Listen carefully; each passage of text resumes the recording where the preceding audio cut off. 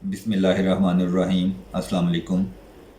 बहुत ही खाने पीने की चीज़ें ऐसी हैं जो कैन में या टेट्रा पैक यानी डब्बे में अवेलेबल हैं, जैसे जूसेस, मिल्क, दही वगैरह। और हम में से बहुत सारे लोग ऐसे करते हैं कि इन चीज़ों को हम या तो डायरेक्ट साइड से डब्बे को काट के मुंह लगा कर खा या पी लेते हैं, या इसमें स्ट्रा डाल कर उसको पी लेते हैं। लेकिन आपने इस चीज़ का ख्याल रखना है कि आपने जब भी कोई ऐसी चीज़ यूज़ करनी है जो डब्बे के अंदर अवेलेबल है, तो उसको पहले किसी बर्तन में निकाल लें, डब्बे को भी अंदर से अच्छी तरीके से चेक करें और उस चीज़ को भी देखें कि वो ख़राब तो नहीं है। कई दफ़ा ऐसा होता है कि जब हम डब्बे को अंदर से चेक करते हैं तो अंदर या तो फंगस लगी हुई होती है या वो चीज़ जो है वो ख़राब हुई होती है।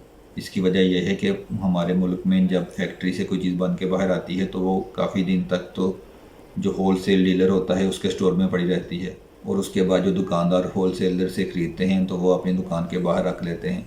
तो आमतौर पे ये दोनों लोग यानी होल सेलर भी और दुकानदार भी इस चीज़ का बिल्कुल ख्याल नहीं रखते कि उसका टेम्परेचर मेंटेन है या नहीं, या उसके ऊपर डायरेक्ट सनलाइट तो नहीं पड़ रही। क्योंकि आप देखेंगे कि मोस्टली जो खाने पीने वाली चीज़ें हैं उनके ऊपर लिखा हुआ होता है कि इसको एक ख़ास टेम्परेचर से नीचे स्टोर करना है और उसके ऊपर डायरेक्ट सनलाइट नहीं पड़नी चाहिए। तो जब उसका टेम्परेचर मेंटेन नहीं रहता और डायरेक्ट सनलाइट पड़ती है तो ये चीज़ें अंदर से ख़राब हो जाती हैं। इवन कि अगर इसके ऊपर लिखी हुई एक्सपायरी डेट अगर काफ़ी दूर भी हो तो फिर भी ये चीज़ें ख़राब हो सकती हैं। तो इसलिए ज़रूरी है कि जब भी आप कोई ऐसी चीज़ खाने पीने वाली घर लेके आएँ जो पैकेजिंग के अंदर हो, तो उसको पहले पैकेजिंग को खोल लें और उसको अंदर से अच्छी तरह चेक करें और उसको किसी बर्तन में डाल लें। उसके बाद उस चीज़ को इस्तेमाल किया जाए। और स्पेशली आजकल के मौसम में इसका ख़ास ख्याल रखें, क्योंकि गर्मी और हवस का मौसम है, इसमें तो चीज़ें बहुत जल्दी ख़राब हो जाती हैं।